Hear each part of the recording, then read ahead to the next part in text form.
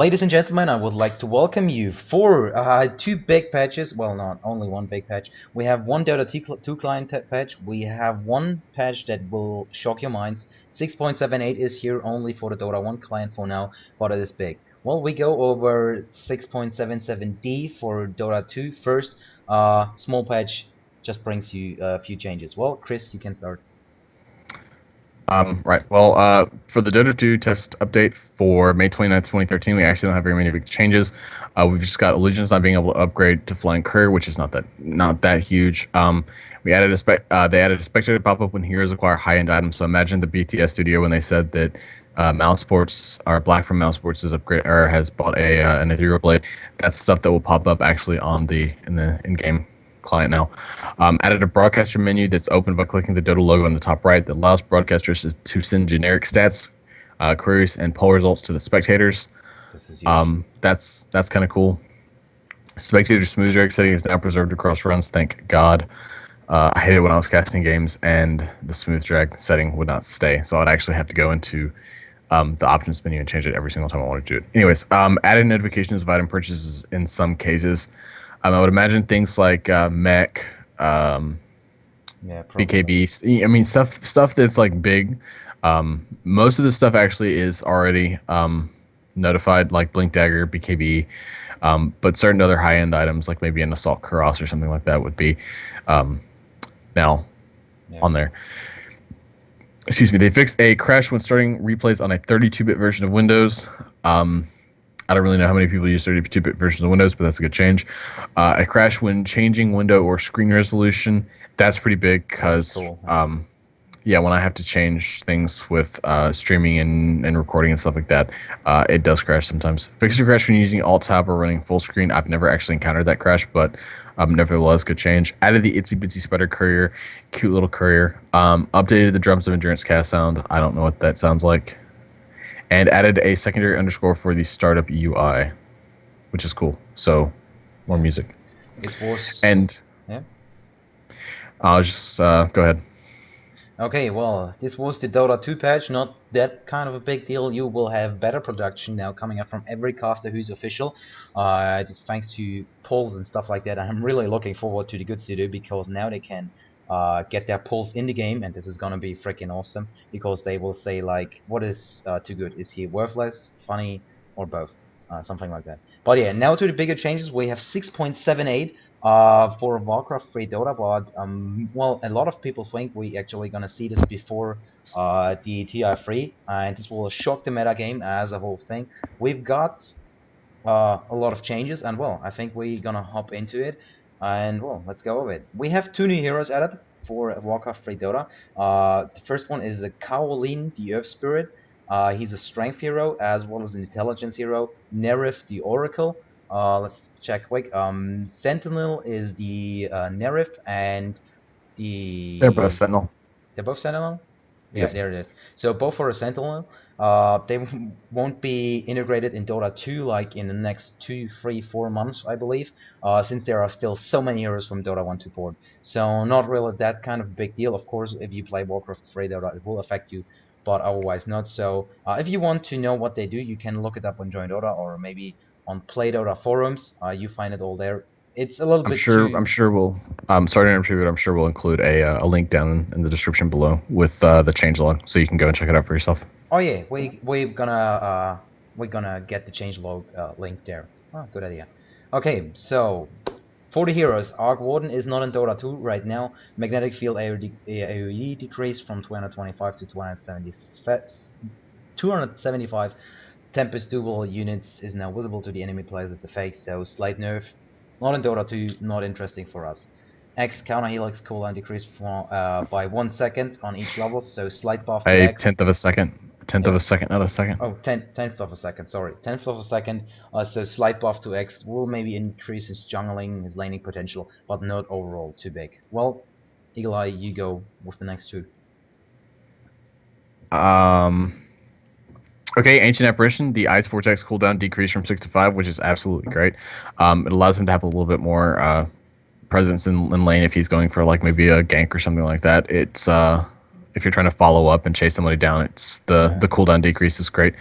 The Ice Blast AoE increased from 225 to 275. The So initial AoE, the base AoE. yes, the base AoE, right. And an added Aghanim Scepter effect, which is going to be cool. The Ice Blast duration increased from 8, 9, 10 to 17. That is huge. Huge. That is a massive, massive, massive increase. So when you have that buff placed on you, you can't heal. And if you drop below, I think it's 5% of your No, current HP, 5 or I think 10%. on level 3 it's 9% or even more. Well, either way, it makes it a lot better, basically. Yeah. I'm actually really curious to see in Warcraft 3 what his Aghanim Scepter effect is, because if you guys didn't know, in Warcraft 3, the heroes that had an Aghanim Scepter upgrade, they had additional effects that went along with it. And that was the one big thing that I really wanted in Dota 2 was Aghanim Scepter effects, which are not currently in the game. Well, So basically, if a hero had an Aghanim Scepter, you could tell just by them having an additional particle effect or something like that. Anyways, good changes for Ancient Apparition. It's gonna maybe he's gonna maybe be picked up a little bit more in the competitive scene when this gets ported over into Dota 2. The Bat Rider vision decreased from 1800 800 to 1400 800. So he's got decreased day vision, I believe, and still the same 800 night vision. This is pretty big. Basically, if Bat Rider's trying to get off solo kills and he doesn't really have just vision ahead, it's going to make it a little bit more hard for him to actually initiate because he doesn't have that. He's 400 more vision short. So it's going to make just like blindly jumping in and trying to lasso somebody a little bit harder. And they increased the mana cost from Flame Break from 80, 100, 120, 140 to 140 static at all levels. So it's going to hurt his laning phase. I'm going to expect to see maybe people picking up one level of Flame Break and maybe just sticking with that because the mana cost is so huge, and then going with Sticky Napalm and his other spell, which completely eludes me at the moment. Firefly, absolutely. So yeah, pretty decent nerf to Bat Rider. I don't think it's going to really affect him being picked in the competitive scene that much, but we will see. I think there's more changes that are more significant than the Bat Rider nerf. Well, it will hurt his nuking potential a little bit, but not by that huge margin. Okay, next buddy is Beastmaster. Greater Hawk, invisibility, fade time decreased from 5 to 4. Well, yeah, you don't spot the Hawk that easily, but not really that kind of a big deal. The next is a little bigger. Bloodseeker, Strict Burst first now gives you bonus 3, 4, 5, 6 armor when active. So you get bonus armor if your first is active, so if you're chasing down a target, as well as the bonus movement speed you get. The Blood Rage dispels the target for applying its buff, so basically you remove, I think, you remove buffs from the target, and then you apply it. So a little bit of kinda a small purge coming out from the Bloodseeker. And now the next thing is a little bit bigger. Rupture damage is now HP loss. That means it goes for magic immunity. So maybe we're gonna see Bloodseeker actually picked in a competitive gaming. I think I saw it like 1 or 2 times, and this was like, I don't know, tried out. But right now I think he might actually be something to go up against the Lifestealer, who does the armor toggling and thing. But we're gonna see how it will work out. Yeah, let's see. But I think it's a pretty damn decent buff. And we need to realize that the Bloodseeker is still, for most intents and purposes, a pretty bad hero. A 135 gold item counters him, which is of course the teleport scroll. yeah. I mean, you can still basically just TP away from him. I remember the HP loss thing. I think that's a decent buff to him. I don't think Bloodseeker is anything to be really concerned with. I've never had an instance in a pub game where I've just really been run through the mill by a Bloodseeker that just couldn't be stopped. So Rupture, yeah, it's going to allow him to maybe get solo kills, but unless he is like ridiculously farmed, if you have a TP scroll on him, you're still going to live. So in team fights, yeah, it's going to be a little bit more of a disruption, but I would actually need to look and see exactly what all can be done to remove that, whether if you're playing like a Slark or something like that, if you can Dark Pact off Rupture, or if you can purge it off of you with something like a Diffusal Blade or something. We'll need to see exactly how that interacts with each other, which I will be probably testing on Frozen Throne here shortly. Okay, well, next two But heroes. anyways, for Bounty Hunter, we've got the track mana cost decreased from 70, 60, 50 to 50 static at all levels. That's going to make his ganking potential at level 6 a little bit higher. I noticed that when I was playing Bounty Hunter that we would actually run out of mana quite a lot. Generally, you go like a quick stout shield phase boots and then start roaming and ganking with it once you reach level 6, level 7. And so I would notice that like in between having to go invisible and Shuri tells people to try to get kills plus track, that you'd run out of mana quite quickly, which is why most people go like Medallion and stuff like that to give them some mana regen. And this is going to make ganking earlier a little bit easier with him. So I like that change. For Bristleback, the Quill Spray hit memory increased from 10 to 14 seconds. I'm not 100% sure what that means. I don't play Bristleback a lot. You have the Krill Spray, and basically Quill Spray stacks. So basically, the stack is it's kind of like the Bedradder Sticky Napalm, and the Sticky Napalm now goes away after 14 seconds instead of 10 seconds. So basically, this is the Okay, thing okay, with that makes sense. Quill Spray. Yes, So yes. slight Okay, buff. that makes sense. So Slight the buff. duration of the Quill Spray passive lasts 4 more seconds. Okay, Yeah. that's cool. It's not So a big change, not something that's game breaking.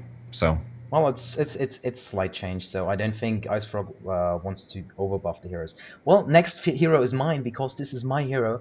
It's the Broodmother, incapacitating bite, mischance from 10, 20, 30, 40 to 30, 40, 50, 60%. So basically, you hit a hero with her, and suddenly he misses 60% of his attacks. I think this is a freaking damn huge change. Okay, normally you don't get a level in incapacitating bite too early, but with this change, maybe Snake get it early, like 3, 4, 5, maybe when you go in for the first gank. Depends on if you are up against a duel or a trial lane. And the next thing is kind of big as well. Spawn Spiderlings unit count increased from 1233 to 1234. So basically, level 4 on Spawn Spiderlings now gives you 4 Spiderlings. Um, it's kind of a double-edged sword. Of course, you have more Spiderlings to push hero towers down, or to like jungle with her. So make her jungling a little bit faster, get her a little bit more uh, effect in the game, but also makes the counters harder. I mean, you have 4 Spiderlings that give more bounty, so kind of double-edged sword. Let's see how it will work out, but I think the incapacitating bite is really a good thing. I want to add something here. I think incapacitating bite. I think it might not be worth it. At all. Like it might not be worth it to try to max it out. But I think we'll see people that play Broodmother pick up more inclined to pick up a one level of incapacitating bite because the mischance at level 1 was 10%. That wasn't very big. But a mischance now is going to be 30%. Yeah. That's actually pretty big. Combine that with the slow, and you're looking at maybe getting maybe sacrificing a level of web into getting a level of incapacitating bite early on for the 30% mischance because that's actually pretty big. I think we'll still see them maxing it out later after spawn spiderlings and after web, but I think it's something that people will start to pick up a little bit earlier now because that 30% can actually make a big difference in ganks and stuff Well, like that. So maybe get one level, and if you are in a 1 versus 1 lane, maybe against okay, Clockwork might be a bad example, but you can get maybe a little bit more out of it. But okay, of course, we're gonna see how it will work out. Maybe we're gonna see more brood mounts picked.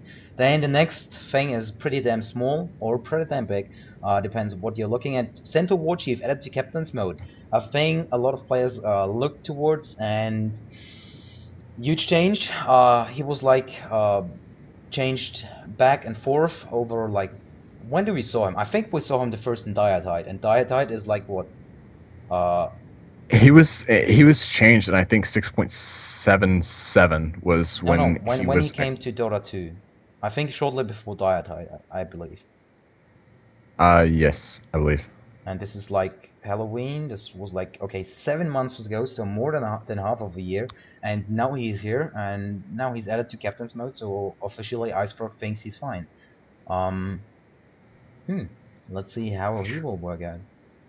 He used to be much more of a big tank. In 6.76, he actually Yeah, they rewrote his old skill ultimate. greater fortitude, I believe it was called, with Stampede. So he's more of an active hero now. He's more of a an initiator type deal. So having him in captain's mode, I'm not sure if he's going to be picked up And I think he's a decent hero if you get like a blink dagger on him. He's a pretty big tank and he can do a lot of nuke damage really quickly. So I think we might see him in competitive play, but I don't think he's first pick ban material. No, no. Well, By any. I expect to maybe see him on an offlane position. To see there's some play, maybe in a one versus one situation, maybe against something like Darkseer, because he is a very likely candidate to go for a pipe. Let's see how it will work out. So position free, I guess. Let's see. Well, next to heroes. Clinks, the strafe cooldown decrease from 60, 50, 40, 30 to 45, 40, 35, 30. That's a pretty So cool change. It allows him to maybe gank a little bit earlier if he's trying to look for kills. I'm not a big fan of Clinks, but I think this is a pretty nice change. I was when I would play Clinks, I was pretty aggravated that the strafe cooldown was so long, but nothing too huge. Clockwork Goblin though, power cogs no longer knock back magic immune units. That is big. I am absolutely thrilled with this change. So basically, what this means is if you're caught outside of power cogs with a life stealer this race or somebody that's BKB and you're trying to run by power cogs, you won't get knocked back now, which is big. I really like this change. I think Clockwork Goblin is a fantastic hero, and he is a good counter to many, many, many of the heroes that teams typically like to pick up today, whether it's life stealer, whether it's gyrocopter, lone druid to some degree. But the power cogs affecting magic immune units and knocking them back was really annoying. So I'm really glad to see that they fixed this. Well, not that they fixed this, but that they added that nerf in. it. Yeah. That's pretty big. I'm very happy with that. That's Which big, and it sort of goes against the lifestealer buffs that everybody wanted. nerfs. But yeah, lifestealer nerfs that everybody wanted, but he got his. So I'll let you Well, take over the next two. yeah. Okay, Crystal Maiden. We're gonna see her back in competitive gaming as first band, first pick material. No, just kidding. But Brilliance Aura gets boosted a little bit up by 0.5 at all levels. So it's now 115225. I think a needed change because the mana boosts nearly render her useless. Freezing Field Explosion AoE increased from 215 to 230. So also a nice thing to add. Just slight buffs. I expected maybe a little bit more for her, but and then a little bit bigger thing, Aghanim's Freezing Field attack speed reduction aura increased from -20 to -50. So pretty big thing if you can acquire yourself an Aghanim Scepter. But since you are normally playing a support with a Crystal Maiden, you normally won't have that much gold left at the end of the game. If you can acquire one, it's big. If not, I don't think it will affect Crystal Maiden too much. I think she's still not that kind of a good hero. Well, the Brilliance or Mana region, it's gonna be the implementation of Arcane Boots, sort of made Brilliance Aura a little bit less needed early on, because many heroes would get that, and then it would sort of nullify that need for really early mana region. But I think having that will encourage people to get more Brilliance Aura on Crystal Maiden. I do think her other two skills are more important though. Yeah. So I don't think we're going to be seeing many people try to max that. But a little, one or two levels kind of early on will sort of offset heroes that do rely on sort of heavy nukes and that are big casters. So I think it's a good change. Yeah, much needed. And the next thing, Darkseer vacuum cooldown increased from 22 to 24. This was a rocky road here. I think we got like the cooldown increased 3 or 4 times. We have from 13. I think we started with 13 seconds, and now we're up by 24. But he's still picked, so he's still kind of a good of a hero. But I remember when it was up to 17, then there came 19. From 19 to 22, and now we're up to 24. So just nerfing him slightly down. I think he is okay as a hero right now. Maybe a little bit too strong, but much needed. Not much needed change, but a good change, I think. And I don't think it will affect him too much. Darkseer's he's a good hero, but he kind of depends on the heroes that they've picked on whether it's going to be. I mean, he's really good for positioning. He's really good for escaping. He's a really good hero, but his main wall that he relies on in big team fights, it really relies on them having some decent heroes that do some right click damage. But anyways, Dazzle now. Shallow Wave target count increased from 3,345 to 3,456. Slight buff. Shadow Wave's going to be a little bit better now, Yeah. so it can heal in a bigger AoE type deal. And Shallow Grave can now be cast on magic immune allies. This is again a buff that people are going to sort of cry about because you can actually do that on Lifestealer now, if the person that's playing the Lifestealer is bad with armlet toggling or what have you. Being cast on magic immune allies, that's pretty big. That's I think a well needed change, but nothing substantial really. Well, maybe he's now Um, picked sometimes because of he'll be this. picked. He'll maybe be picked up a little bit more, but I think there's still heroes that are a little bit better, especially with this new patch. Death Prophet, her movement speed increased from 285 or decreased from 285 to 280, so she's a little bit slower now. She's a little bit less of a pain in the ass.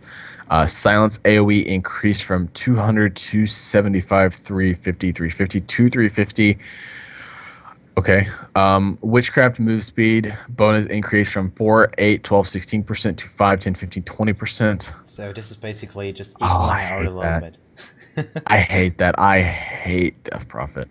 She's really annoying. She's so hard to kill later on in the game. But I mean, she's not overpowered or imbalanced in any way. But she's just really annoying. And so I'm sad to see the 4% increase. But it's whatever. She's not picked up that much.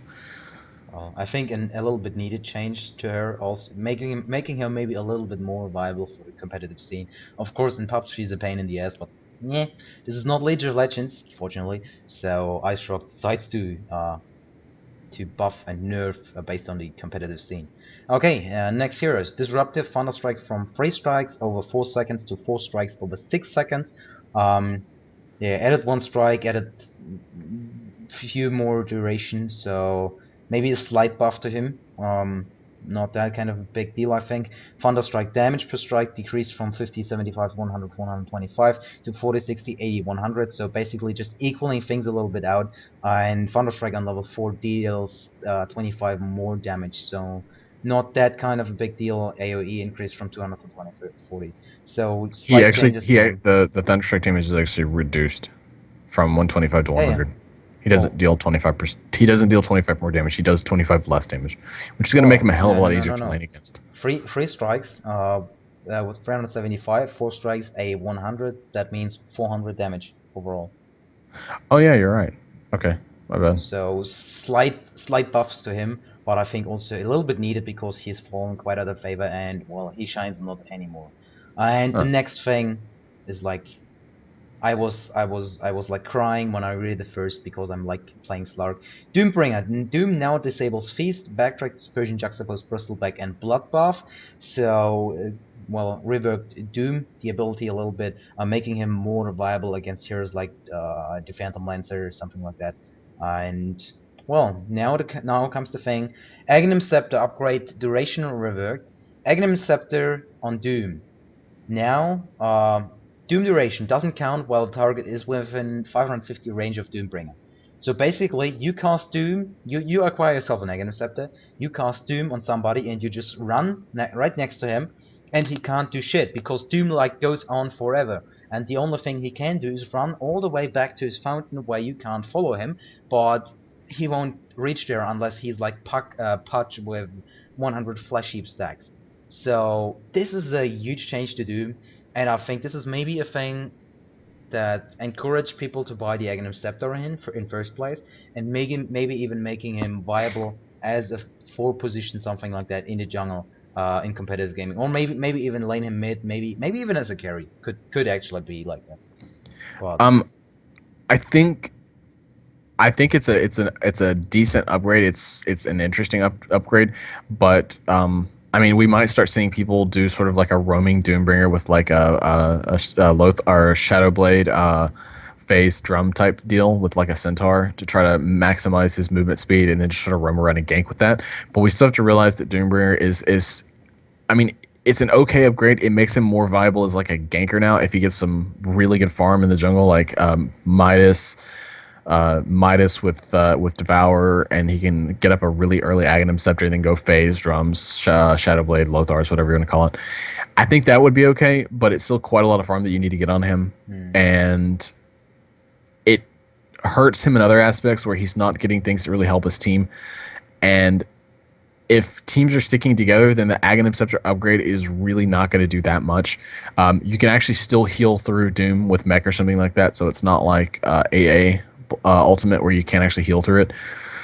But it's an okay change.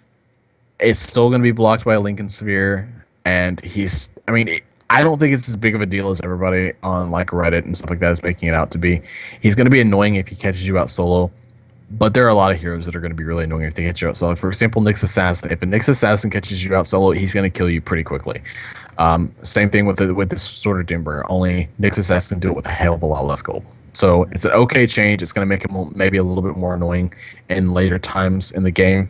But I don't see this being as big as everybody's making it out to be. Okay. Okay. Next two heroes. Corrosive for Dragon Knight. Corrosive Breath passive from level 1 Elder Form now carries over to level 2. This is going to be big because a lot of people were skipping his level 2 Ultimate Form in lieu of getting it at level 15 because they didn't they liked the slow and damage per second for level 1. So this is a pretty cool change. Nothing too game breaking once again. Drow Ranger True Shot Aura increased from 14, 18, 22, 26% to 16, 20, 24, 28%. Now, before people start crying out that Drow Ranger's being buffed, she's got so many counters. If you're losing to a Drow Ranger, you're honestly doing something wrong, I believe. She's not that much of a... She's annoying, but most heroes, if they get decent farm, are. And I know you can say that Drow Ranger is really, really powerful even without items, and she is, but I don't think she's as big of a deal as she was back when her aura was global and it affected creeps. So, like level 4, whatever her passive is, I can't think of it. Well, whichever her third passive, I can't think, doesn't make creeps mega creeps now. So, well, okay, slight buff, maybe a little bit needed, but not too big of a deal. The next thing is a little bit bigger. Earthshaker turn rate improved from 0.4 to 0.6, so he turns a little bit faster. Good thing, because he really clicks like he's like a fat cow moving about the battlefield, and really weird to micro, I should say. Visual range increased from 1200 to 1300. Slight buff, nothing more about this. And now comes the thing. Echo Slam now considers illusions as heroes. This affects Aghanim Scepter upgrade as it does extra damage for each hero in the area. So Echo Slam is now officially the counter to PL. PL comes in with maybe 8 illusions. I think this is the maximum count he could have. And Earthshaker comes in, maybe some heroes grouped up there as well. And suddenly a big boom goes on, and there's maybe 1 PL standing. And this is a real one, because the entire enemy team is out. Not that, maybe I'm over exaggerating a little bit, but a huge buff to Earthshaker in my opinion, and of course making him hella viable against a PL, I think. absolutely. Yeah. So yeah, good change, I think. Also will make him basically better against maybe a Luna as well. Maybe not particularly against the Gyrocopter, but if Gyrocopter goes for a Manta style. So all these illusion-based heroes basically. Also against Spectra to a certain extent. Okay, next thing, Ember Spirit Flame Guard DPS increased from by 30, 35, 40, 45 to 30, 40, 50, 60 added to Captain's Mode. This is Dota 1, so not really affecting us. So, Ember Spirit, when Ember Spirit or Shin the Ember Spirit was first released, he was cried as being overpowered. And we've seen him go through a couple of nerfs, and now he's sort of evened out. So adding him to Captain's Mode is going to be sort of interesting. I'm interested to see if he's actually going to be picked up in competitive play, if he's still a like a first pick type of hero. Well, but currently not in Dota 2. I never played him, and I don't watch Dota 1 anymore, so don't know. No idea. Well, next heroes. For Enchantress, the Aghanim Scepter bonus attack range is increased from 165 to 190, making her be able to hit people a little bit further away, do a little bit more damage. I guess that's cool. For Enigma, Malefus scaling reworked. The old Malefus, the duration was 2446 with 1223 ticks. So at level 1, it was a 2-second duration with a 1-second stun, or a one stun, 1 second. At level 2, it was a 4-second duration with 2 1-second stuns. And then level 4, it was a 6-second duration with 3 1-second stuns. The damage was 40, 40, 65, 65. The total damage was 40, 80, 131, 95. The new Malefice, the duration is 6 at all levels with 3 ticks. The damage is 25, is scaling from 25, 40, 55, 70. So the total damage is 75, 120, 165 to 10. And the stun duration, instead of being static 1 at all levels, it goes from 0.25, 0.5, 0.75 to 1 second. So slight buff to that. It's going to be pretty cool, actually. So he'll be able to gank out of the jungle a little bit more often, make him a little bit more of a scary sight to behold if you see him walking out of his lane or walking out of his jungle. So cool, cool little buff to Enigma. Needed. Well, Debatable, he's not but yeah. picked anymore. Yeah, so Goblin Shredder. I like this. I like this change because I like Timber so. Oh, I should do it? Okay. Goblin Shredder, base strength increased by 3, making him a little bit more tanky. Int growth increased from 1.8 to 2.4. If you ever played Timbersaw, you know he's lacking mana, especially in the early game, unless you get Bloodstone, but you need some time for it. Chakram initial mana cost rescaled from 125, 150, 175 to 75, 125, 175. So basically making it a little bit easier at early levels, reducing it, scaling up by 50 instead of 25. And chakra movement speed increased from 800 to 900. Won't affect him in competitive play because he's not picked there. He has really not too much to offer there. But I think for pups, it's completely awesome because I like this hero. He's like one of the coolest heroes in Dota. Most people will disagree, but I think he's cool. Yeah, slight buff to him won't affect competitive gaming. Well, I hand the gyrocopter over to you because this change is kind of big. The flat cannon cooldown increased from 20 to 30. It's gonna make him a little bit. I don't think it's that big, to be honest. A 10-second cooldown. He's still strong as anything late game. The 20-second. Oh, flat cannon. Right. Splash Okay. shot. Yeah. Flat cannon. Yeah. The switch shot. The first thing that I thought of was I was like, hold on, rocket barrage. No. So flat cannon, 10 seconds.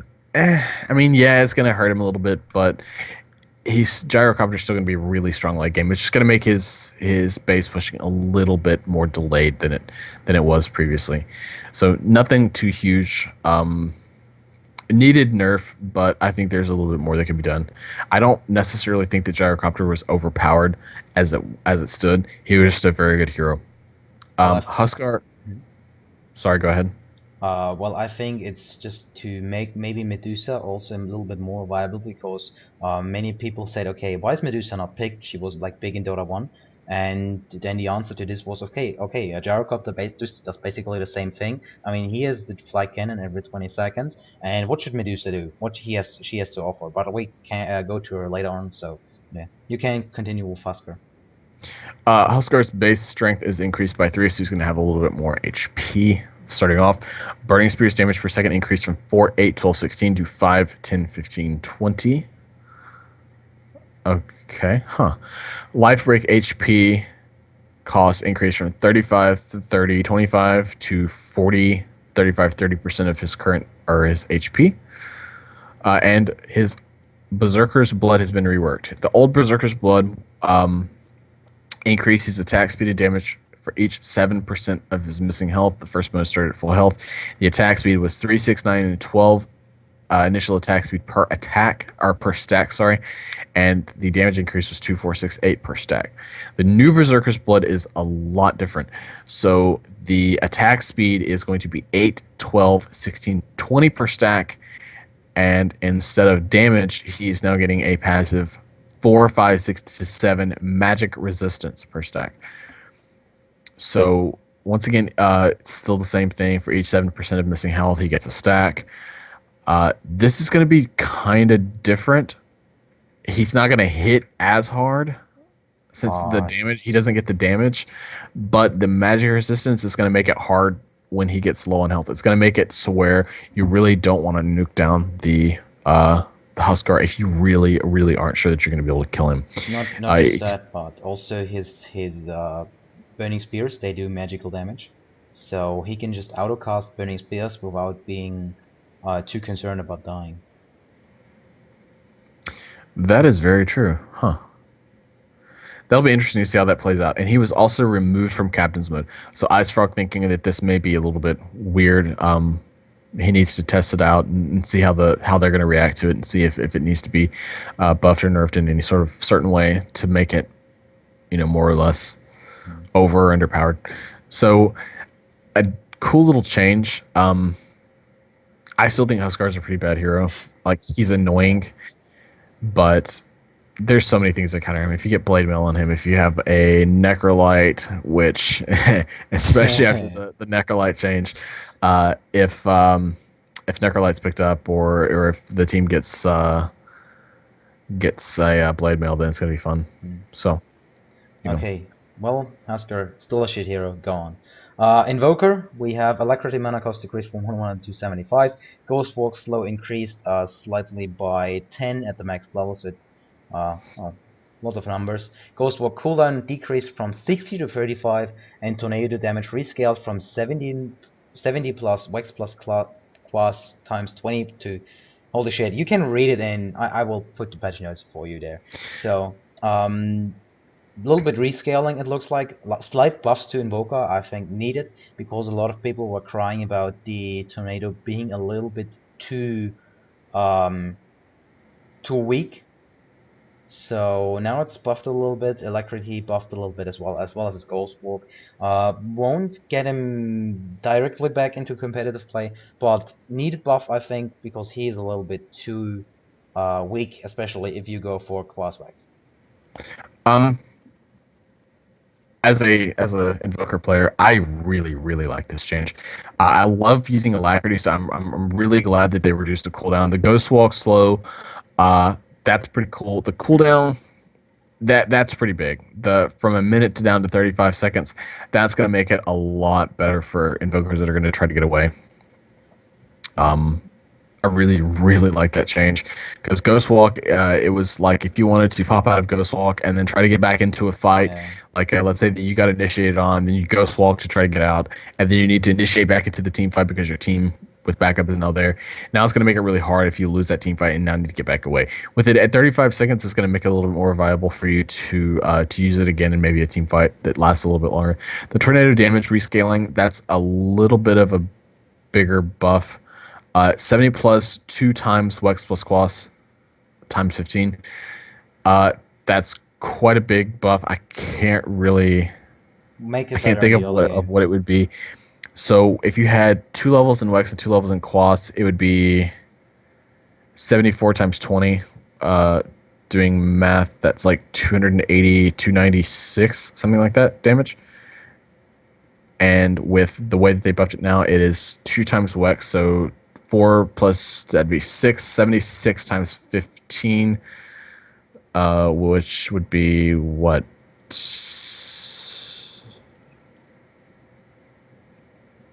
Okay, that's not right. Am I really mistaken here? 76 times 15? 60, 90 damage in comparison to 80 damage plus 70. So if you have two levels in Vex as well as Quas, you will get from the old version you will get 4 times 20 150 damage, and from the new version you get 90 plus 70, so 180, so 30 damage increase on early levels. I'm making him a little bit more viable. I did my math way wrong. Yeah. Math is not Well, my strong suit. Anyways, so yeah. yeah. So much needed change. Move on. IO spirits no longer provide vision except temporarily when they collide with an enemy hero. This is actually a pretty big change because we saw IO coming in, floating spirits out, and looking for heroes in the trees. Now you won't see them anymore except you hit them with the spirit. Big nerf, not the biggest of all nerfs, but kind of decent. And together with the next thing, I think IO. I think Ice Frog thought he was a little bit too strong, and of course we saw him like picked and banned every game. Overcharge HP MP cost increased from 3.5% to 4.5%. So basically, you overcharge, you lose nearly 5% life each second. So basically, you can have it on for like 20 seconds. But since Wisp gets kind of a nonsense late game I mean, like, he's a walking creep right now in the late game, but further late game, he's gonna be like, boom, explosion, dead hero. Well, next thing, go on. Big change. I don't know if I necessarily agree with that. I think Wisp is a great hero late game. The overcharge, once he gets up some items to get him a bit more tanky, I think, especially considering that you'll have things like Pipe and any auras from your team, I don't think it's really going to make that much of a difference. 3.5% HP per second to 4.5. It's a little bit of a nerf, but I don't think it's necessarily going to be that big. The Spear's no longer providing vision is going to be annoying, but I think it was needed because Wisp kind of needed a nerf because he was I think at 100% pick and ban rate, and I think probably both of the qualifiers. He's a really good hero. No, no, not in the Asian scene. Asian scene and have like picked and banned him 80% of the games. Yeah, he still picked up. He still Yeah. played a lot. He's extremely strong. For Juggernaut, Omni Slash no longer jumps on Tombstone zombies. So if you're playing with an Undying on the enemy team, you won't be annoyed with that. Cool, I guess. Keeper of the Light base strength decreased by 2. I thought it was increased by 2. Huh. Yeah. So he is. They decrease his HP. Yeah, 30 Okay. HP less. Well, I think it's needed because Keeper of the Light may be a little bit too strong, but this is a quite unusual change. He's gonna get picked off so easy at early levels now. Gosh, Yeah. his HP was already so low, and they're gonna he's gonna be an easy first wood hero for people to pick him up now. I'm sorry. Anyways, okay, go on to Kunkka. Kanka Ghost Chip damage increased from basically by 50 each level, and well, slight damage increase. X marks the spot mana cost decreased to 80 at all levels from 80, 90, 100, 110. X marks the spot vision from 1000 flying to 400 ground vision. So both a little bit buff as well as a nerf to him at the same time. So basically, if you don't know what it is, if you X marks the spot the target, you get 1000 flying vision on this target, and now it's 400 ground vision around the target. So slight vision nerf to Kanka, and maybe trying to make him a little bit more viable in competitive scene. But actually, I like Kanka as a hero as he is right now. I think he's strong enough, and okay, the ghost ship damage. I mean, 50 damage more or less. It's like a little bit nitpicking here. Won't make him too much viable. Maybe a little bit more viable. But we saw him picked off quite often, especially in the Eastern qualifiers. Sometimes also in the Western. Next thing is the Legion Commander. Dual bonus damage per victor increased from 10 to 10, 14, 18. And added to Captain's Mode. This is actually quite big.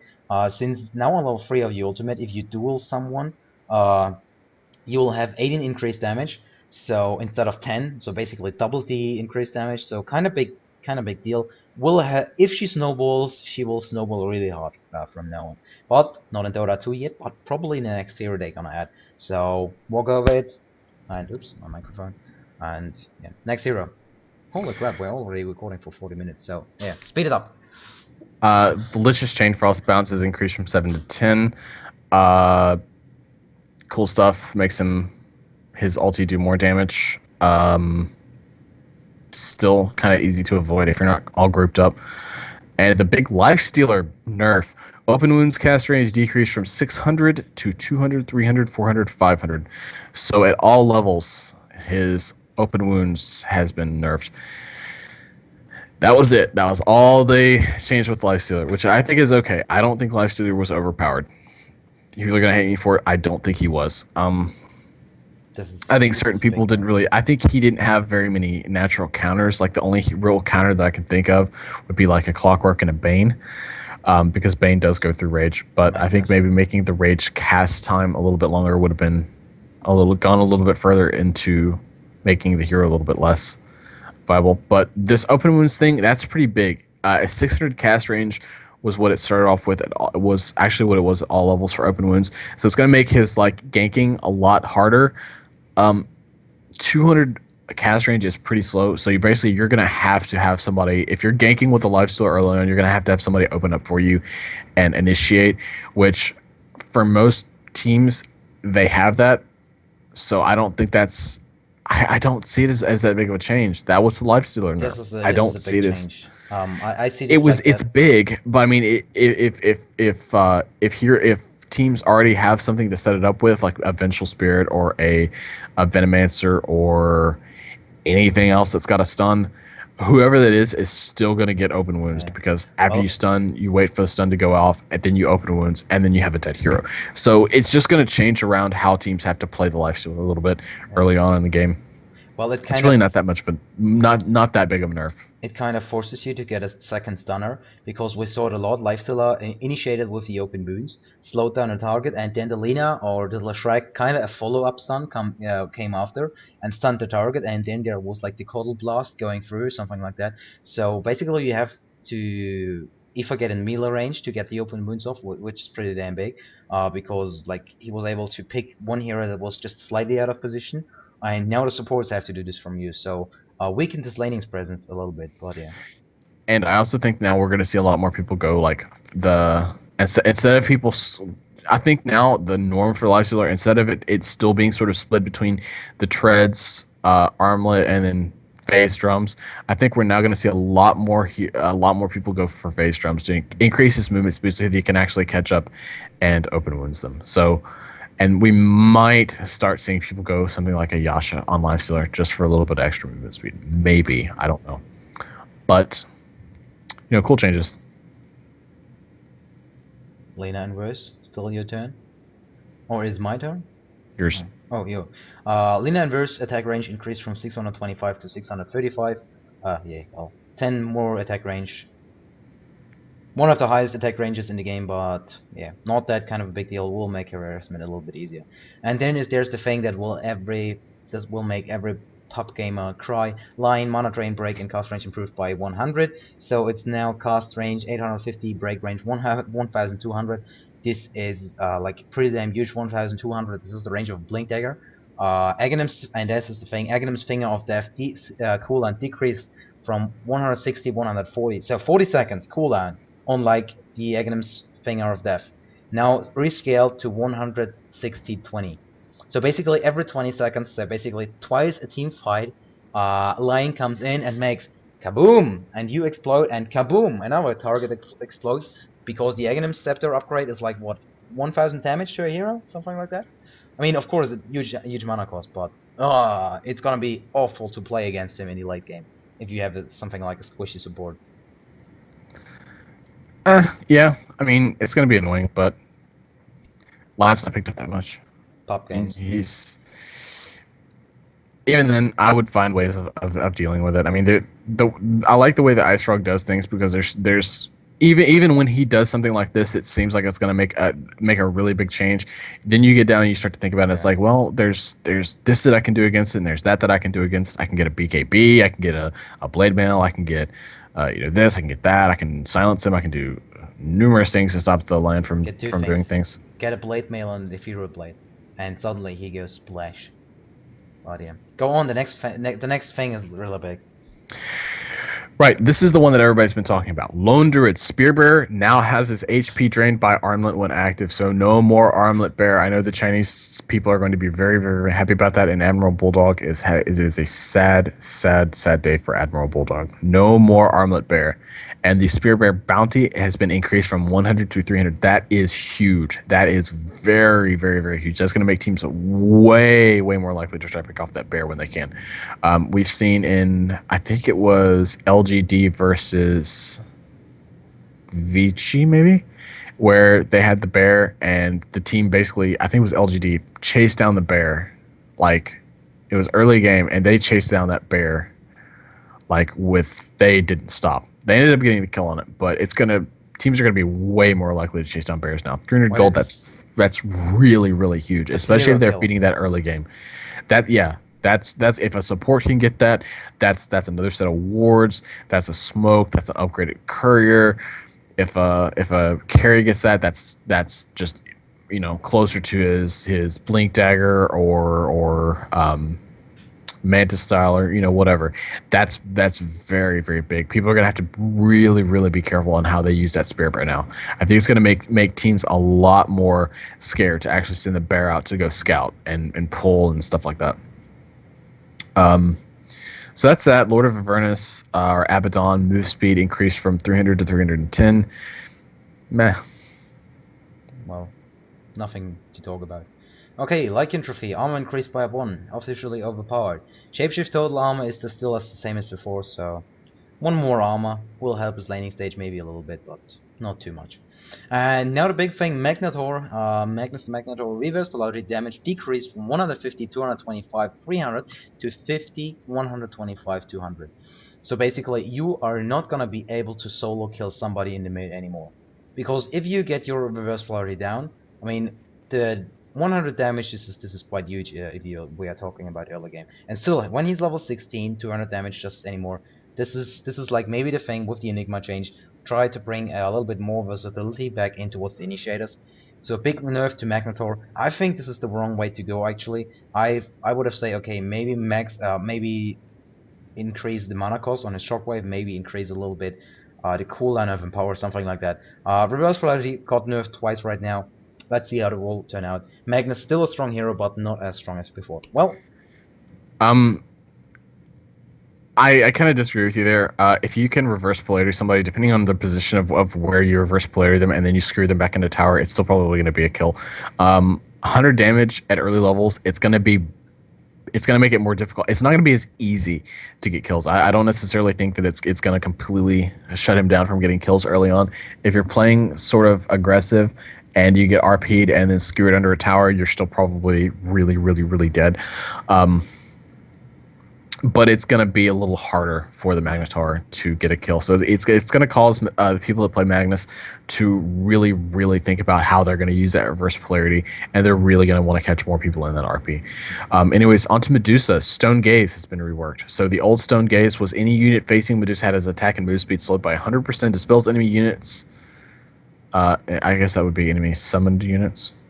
Is what that yeah, dispels enemy. Anyways, and deals 500 to No, 1000 no, no, 1500. no. It dispels enemy units, so it purges them. This was the thing. Right, okay, yeah. And deals 500 to 1000 1500 damage to illusions and summon units, so basically instantly kills summoned units and illusions.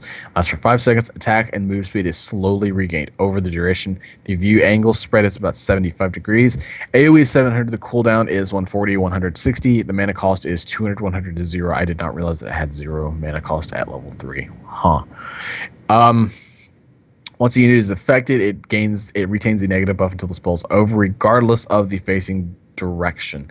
New Stone Gaze is any unit facing Medusa will have its attack, movement, and turn rate reduced by 50% until the end of the spell. If you accumulate 2 seconds time in total facing Medusa, you will turn to stone. Stone units are disabled, have 100% magic resistance, and take extra damage from physical attacks. The view angle spread is increased from 75 to 85. The gaze duration is 6 seconds. The stone duration is 3 seconds. The bonus physical damage is 30, 40, 50%. The AoE is 1000, cooldown is 90, static at all levels. The mana cost is 200 at all levels, and it kills illusions instead of petrifying them. And Medusa has been removed from Captain's mode. So I don't really know how this is going to affect her. I wouldn't necessarily say it's a huge change. I'd say it's a significant change. I don't know if it's going to be. I still don't think she's going to be picked up very much in competitive play. She's got like 0. I mean, even with this, she's got really no lane presence early on. I mean, even with a 50% turn rate, all you have to do is as soon as you get initiated on Medusa is right click and turn around real quick. I mean, for low level pubs or something like that, I think it's gonna be big, but I really don't see her being picked up in competitive play. Well, let's see. I'm interested in this change because I think it's maybe a little bit more. What do you? Anyways, Meepo, his innate magic resistance increased from 25 to 35%.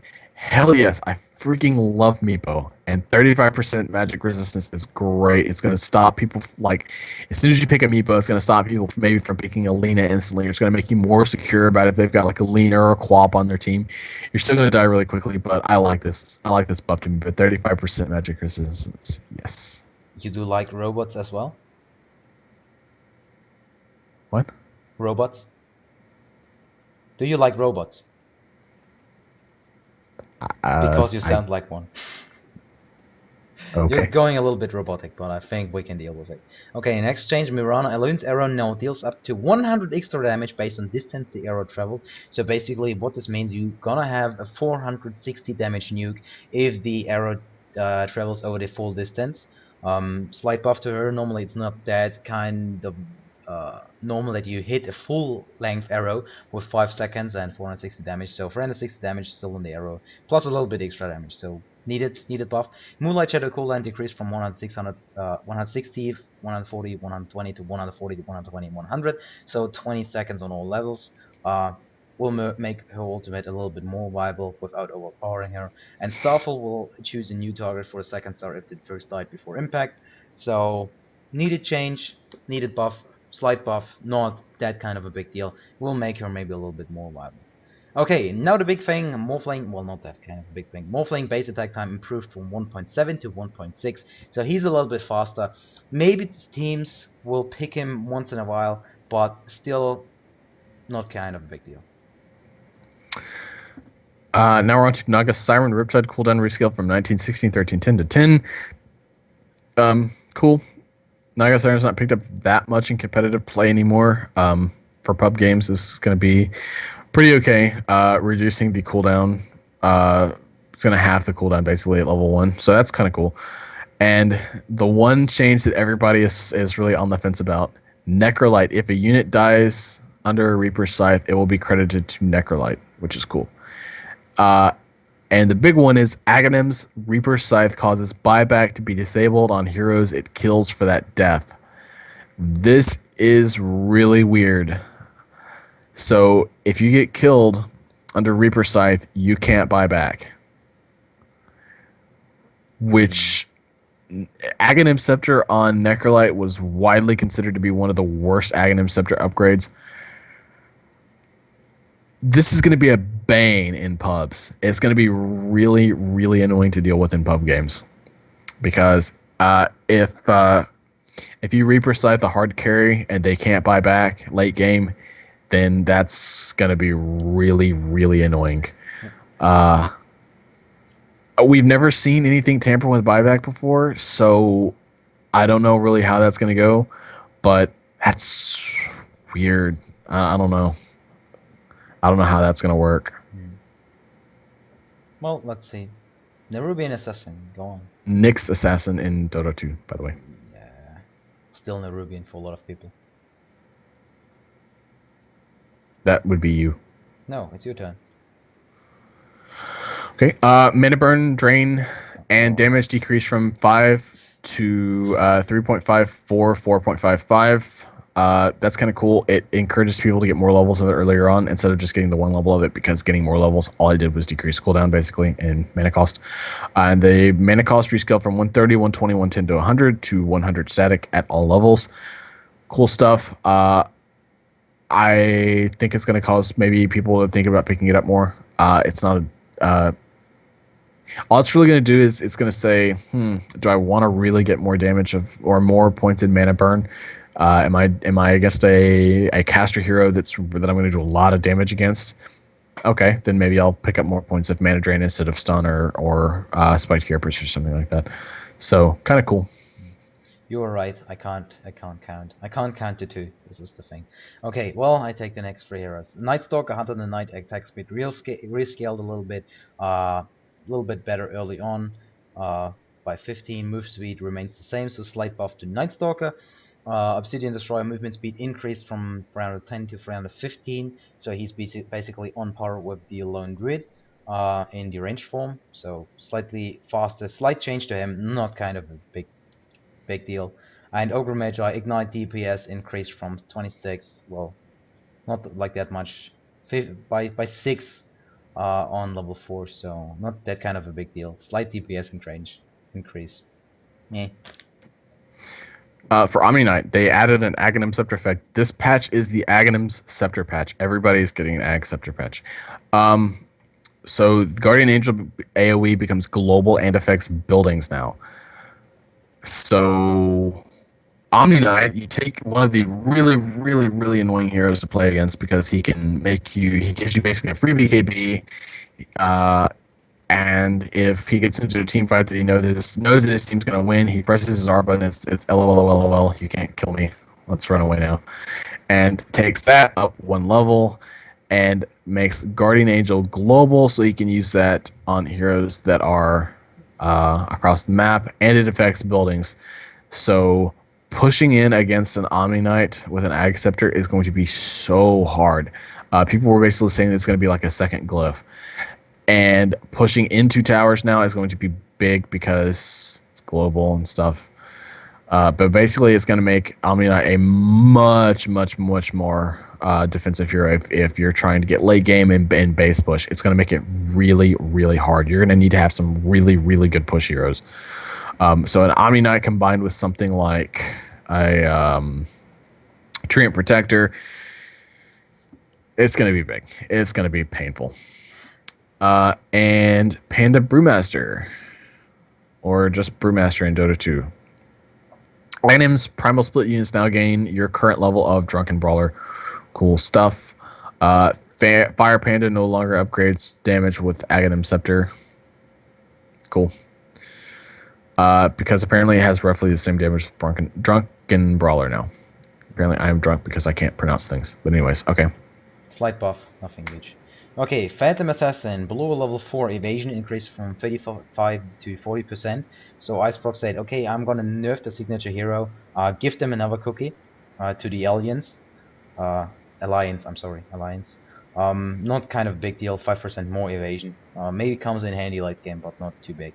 Next thing is a little bit better. Phantom Lancer, Spirit Lance, Doppelwalk, Juxtapose, and Phantom Edge illusions. So basically every illusions that he can create besides the Manta style, damage dealt decreased from 25% to 20%. This is actually huge. If you think about, you have 8 illusions on the field, you do 5% less damage per illusions. So basically 40% less damage on the field in the late game. Slight nerf, more or less big nerf. Don't know. We will see, but I think it's needed because I still think Phantom Lance is maybe a little bit too strong. Of course, he has a weak laning presence and stuff like that, but still, maybe in the late game a little bit too big of an edge. Let's see. Well, move on. For Phoenix, who is currently not in Dota 2, Sunray HP cost per second increased from 3% to 4%. I really like Phoenix. He is one of the heroes that I am really looking forward to getting ported into Dota 2. So basically just makes his Sunray HP, he deals a little bit, or he takes a little bit more damage from it. Not a huge change. I don't think he's picked up very much in competitive play, but, you know, we'll see. Pudge, Flesh Heap Strength bonus increased from 0.9, 1.2, 1.5, 1.8 to 1, 1.5 to 2.5. So he's going to be more tanky. Yay for that, I guess. Cool. Well, Dandy said, okay, I want to get my best hero buffed. Icefrog do something about it.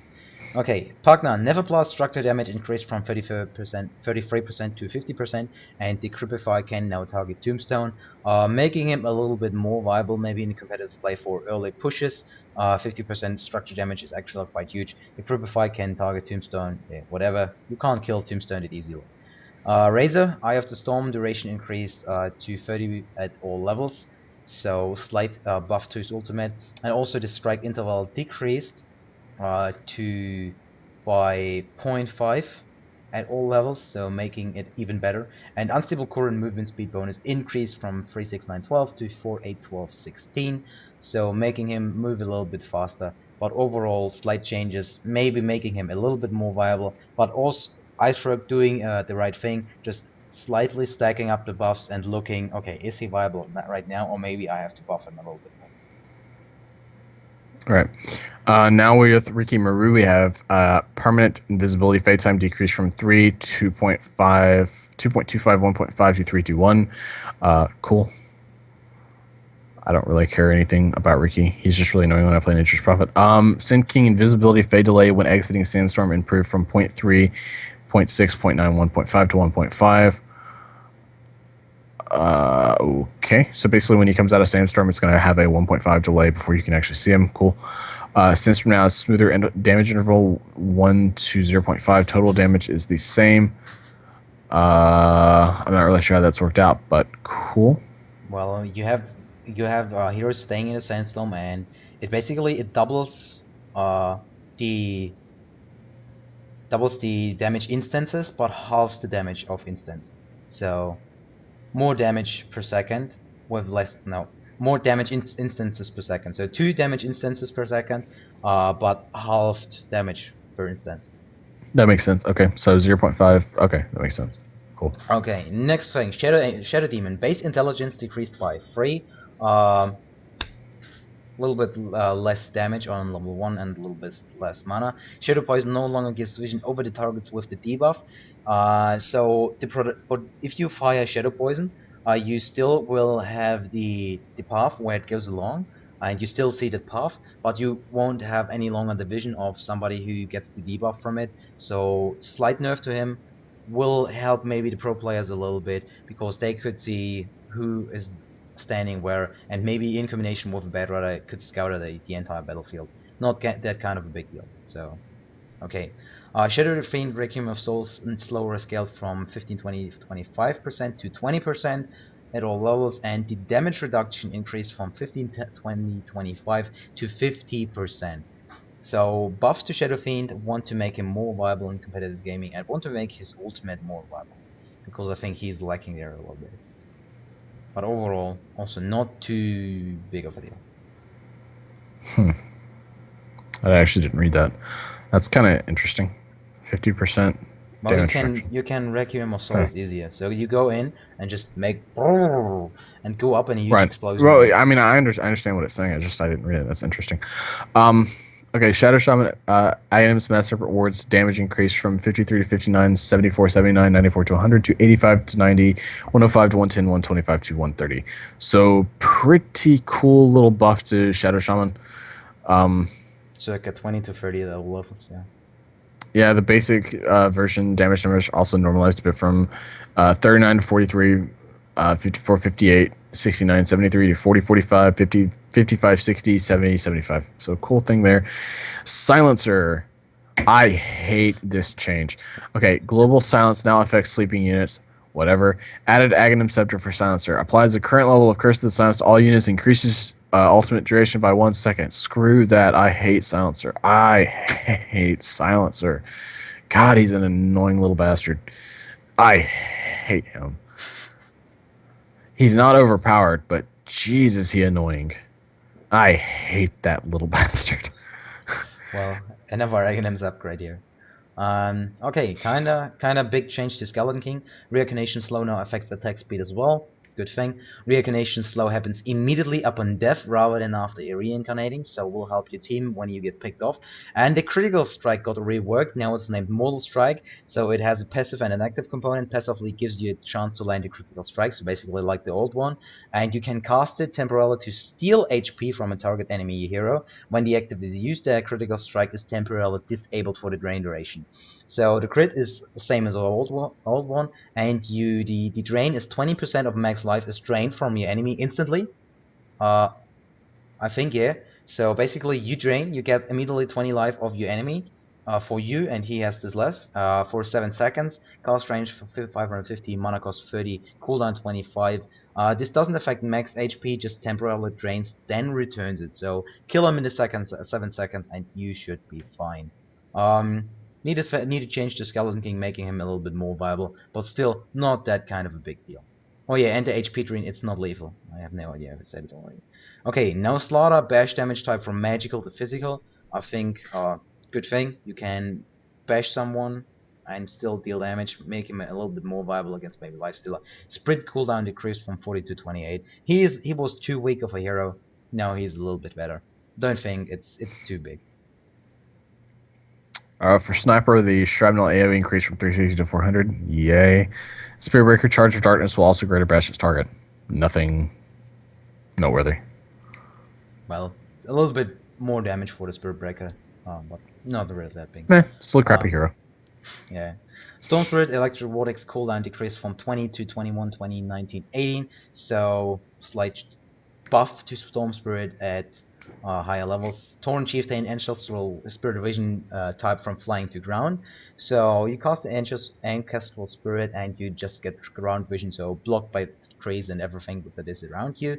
Natural Order Aura increased from 20, 40, 60, 80 to 25, 50, 75, 100. So basically you stand right next to a target and you will remove his base armor as well as any armor he gets from his stats. So huge thing. any armor is gone besides maybe armor he gets from Shiva's guard or something like that, but not that kind of a big deal. Just trying to make him more viable. For Terrorblade, we see Conjure Image Illusion duration increase from 25 to 32. It's going to be annoying. Sunder minimum HP exchange decrease from 33, 28, 23 to 25, 20, 15%. I'm not really sure the percentage of those numbers work. I have not played Terrorblade in years, so I have absolutely no idea what that. Cool stuff, I guess. Titan Ravage AoE rescaled from 825, 925 to 125 to 125 at all levels. Shiver will still find a way to miss. Cool things. Ravage level 3 AoE at all levels. Cool. Makes him maybe picked up more in competitive play. I'd like to see that. Okay, Tiny toss cooldown decreased from 10 to 9. You can now toss units to runes. Nice little gimmick, as well as a little bit buff to him, but not game breaking. Treant Protector, Leech Seed slow increased from 24% to 28%. I'm sorry, this is my Skype. Leech Seed's healing effect no longer ends when the target dies, so slight buff to Treant Protector. He got picked from one to another time, and I think this might be the right way to go. Ice Rock will continue buffing the hero until he's overpowered, but of course. They every single patch we see a Treant Protector buff, and Ice Frog's in there going, "Pick him up now, guys. Are you guys gonna pick him up now? Are you gonna pick him up now? No, okay. Buff him a little bit more." Anyways, okay, Troll Warlord Battle Trance cooldown increased from 20 to 30. Battle Trance duration decreased from 10 to 7. Cool little Troll Warlord nerf. He was really freaking annoying to deal with later on in the game. So increasing the cooldown to 30 seconds, not that big, but that combined with the decreased duration to 7 seconds, that's pretty cool. So nothing over. He didn't overly nerf him, but I think it was a nice change. For Tuskar, or Tusk as he's known in Dota 2, Snowball cooldown decreased from 24 to 21 seconds. Cool. Maybe making him a little bit more viable as a support. Well, Undying Soul Rip cast range increased from 650 to 750. Ursa Varia, Fury Swipe's duration increased from 6 to 15, also not that big. Will help him in extended fights, nothing else. Could we go Ursa? I have Ursa Warrior. Oh. Anyways, yeah, Vengeful Spirit. Strength increased from 16 plus 2.3 to 18 plus 2.6, so she's more tanky now. Cool. She maybe picked up more in competitive, maybe, possibly. She's not been picked up a lot at all. Another swap cast range rescale from 600, 900, 1200 to 650, 925, 1200, so better at early levels. Cool. Not that big. Nope.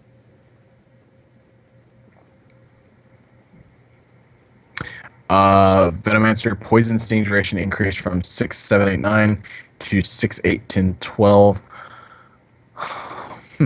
So his passive does an increased AoE, or an increased duration. Cool. Viper Corrosive Skin affects any damage source, not just regular attacks. Okay, not that kind of a big deal. Viper Strike is no longer removed by Dark Pact or Kraken Shell, so that I hate that. Well, I love Slark, so I hate this buff, but you have to buff the underused heroes. Winter Ruvan, never played him. Intelligence growth increased from 2.4 to 3.1. This is actually kind of big. And Arctic Burn no longer provides flying vision. I have no idea about this hero, never played him in Dota 1. Waiting for him to come into Dota 2, but overall, not that kind of big deal, I think. I have no idea. And last thing we have is Witch Doctor. Death Ward cast range rescale from 300, 350 to 400, 400 at all levels. Maledict cast range increased from 400 to 525, so it's going to make Maledict easier to get off. Now we are going on to items. Ancient Django of Endurance, or Drums, as it's known in Dota 2. The recipe cost increased from 750 to 800. And Armlet of Mordigian HP regen decreased from 8 to 7. So cool. Yeah. Slight nerfs or respectively buffs. Assault Cuirass now stacks with the Venomous Offering as well as other armor aura providing items. So slight buff to this. Black King Bar now got a 6th level of decrease. So basically, if you use Black King Bar the entire game, you are some point down to 4 duration BKB as well as 50 seconds. Previously it was 5 duration and 55 CD. So nerfing a little bit the Black King Bar. Well, That's kind of cool. I still think that like later on in the game, people are going to drop their BKBs and sell and buy a new one. I like to. I don't really like the fact that you can't sell BKB now.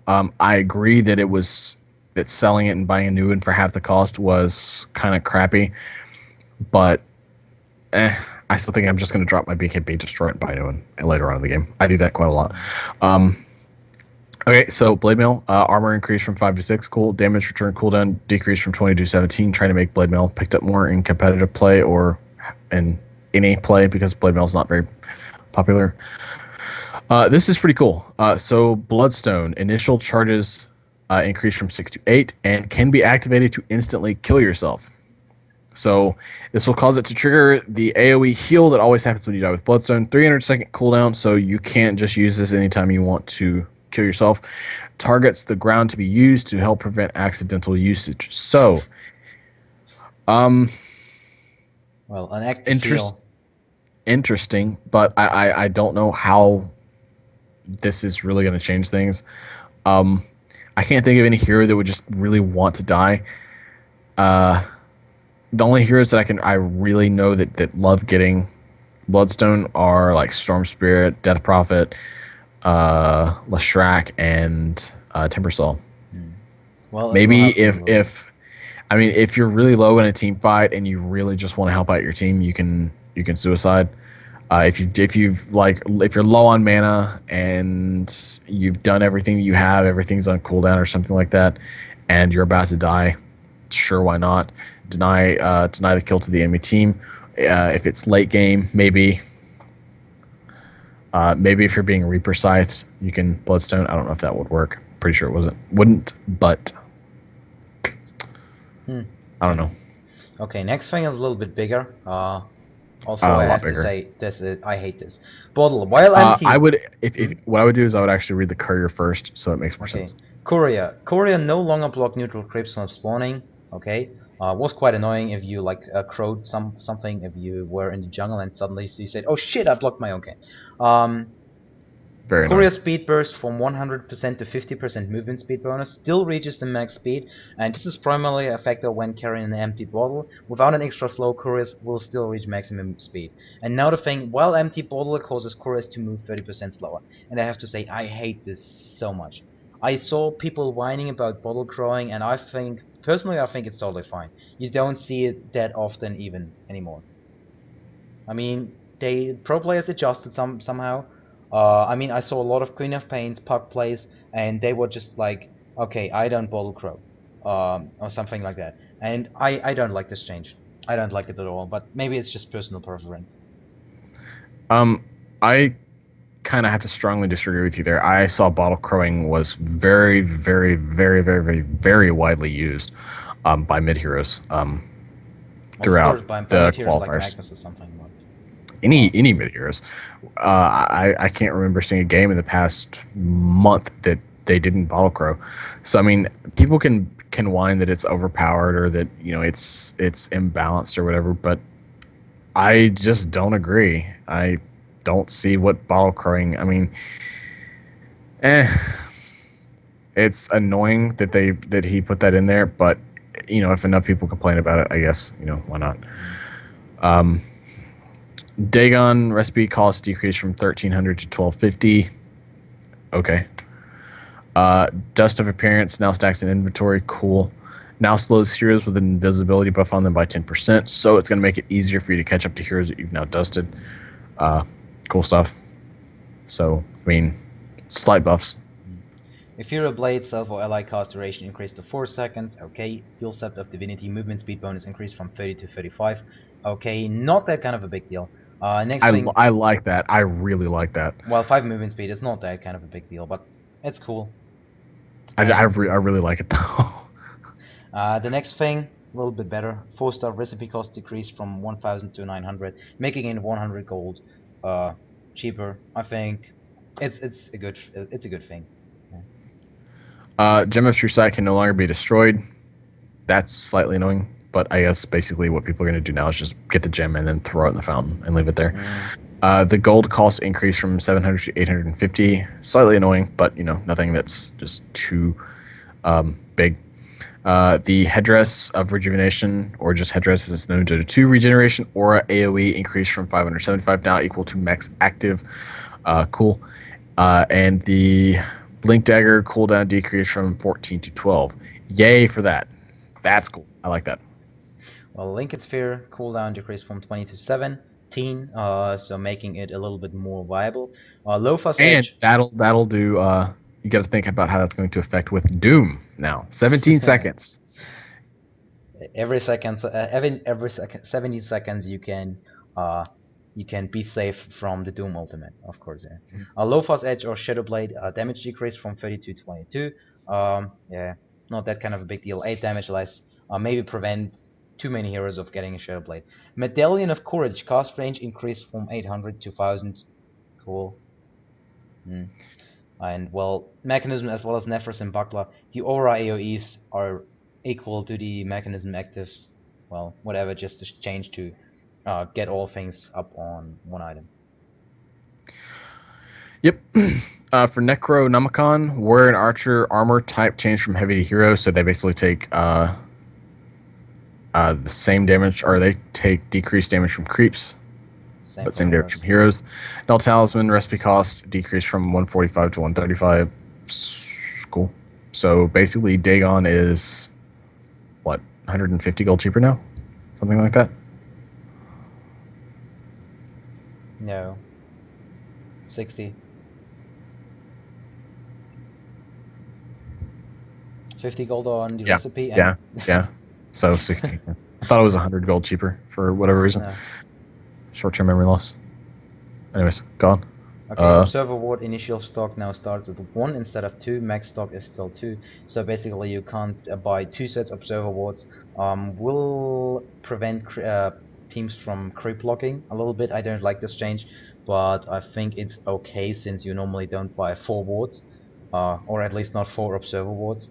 Quelling Blade can now target Observer or Central Wards dealing 100 damage. Wards have 200 HP. Cast range increased from 100 to 350. Just make melee heroes able to deward.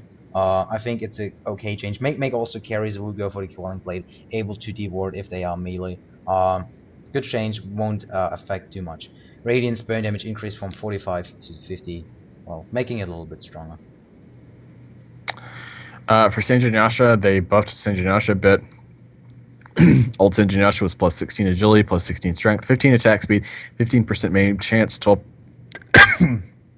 12 damage, 12% move speed, to 16 agility, which is the same, 16 strength, which is the same, 16 attack speed, so 1 more attack speed, 16% maim chance, 1% more maim chance, 16 damage, which is buffed by 4, and same 12% movement speed. So cool. Central Ward's AoE decreased from 950 to 800. Cool. And Shadow Amulet fade time decreased from 2.6 to 2.4. Who cares? Okay, Shiva's Guard Aura AoE decreased from 1000 to the standard 900.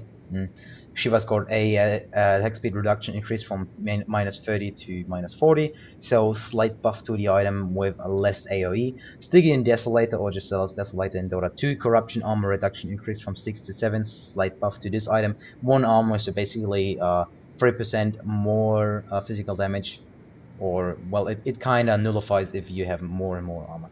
So Veil of Discord AoE increased from 550 to 600, slight buff to this item, very underused I should say. And now there are the most important things, because now we're coming to the captain's mode banning and picking changes. Right. I give this over to you. So in Captain's Mode now, you basically have a 2-3-3-2 system. So you have 2 bans, 3 picks, 3 bans, 2 picks.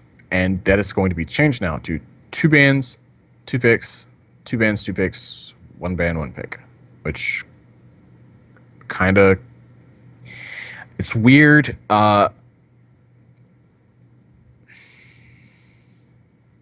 It's going to be, I don't really know how this is going to change. I can see how it would work, but I don't know how it's going to actually um, affect the metagame, if at all. It's going to encourage people to probably pick up their. You're basically not going to be able to grab your big 3 hero wombo combo as early on. You're going to have to sort of plan out how you're going to pick and how you're going to ban. So just changing up the meta a little bit. I like it. Eh. Well, it It also maybe adjusted the ban and reserve times. So basically, 40-second ban times, 40-second pick times. no 30 seconds ban time, 40 seconds pick time. Oh right, you're right. Yeah. So 30-second ban time, 40-second pick. So At overall, you all. have less time for the picking and banning. Overall, we have got a little bit more reserve time, 110 seconds instead of 90, but 780 total pick and ban time previously, and now you have 700 without, of course, the reserve time. I think it's quite interesting. It will make drafting a little bit harder because you can read maybe the pick your opponent does a little bit better. Because basically, you grab your fourth and fifth hero, and somehow everything changes, and you have no way to go up against this because you have basically to pick heroes you don't want them to get, but maybe they don't figure get into your strategy well. So a little bit harder drafting. I'm very excited about this. Let's see how it will work out. Um, but yeah, no idea how it will be. And since I'm sure we're kind of running on, I think I'll just kind of quickly go over Yeah. these next changes. Deny XP and bonus XP / gold AoE is now the same as regular XP AoE. So basically, the deny AoE is the same as regular. Mm. 4 hero XP bonus changed. Okay, so yeah, 4 hero experience bonus change from 15 plus 6 times the level to 20 plus 5 times the level. 5 hero XP change from 10 plus 5 times level to 15 plus 4 times the level. So that is what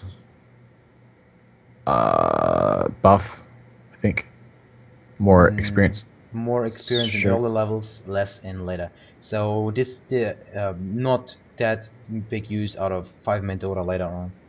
Well, level Huh. 11 experience requirements reduced from 6,500 to 6,600. Level 12 experience requirements increased from 7,700 to 8,200.